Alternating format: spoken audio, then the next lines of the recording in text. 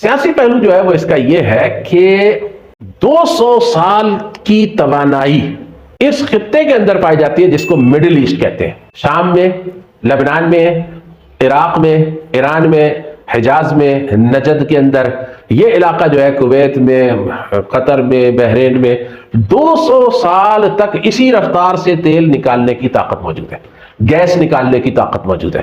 اور آپ کو پتا ہے کہ دنیا میں جو ہے نا سب سے بڑا بحران ہوتا ہے انرجی کا بحران. جس وقت یہ بجلی چلی جاتی ہے تو ہمارے سارے کام رک جاتے ہیں. تو ان کے یہاں بھی جب گیس اور تیل ختم ہو جاتا ہے تو پھر ان کے بھی سارے کام رک جاتے ہیں.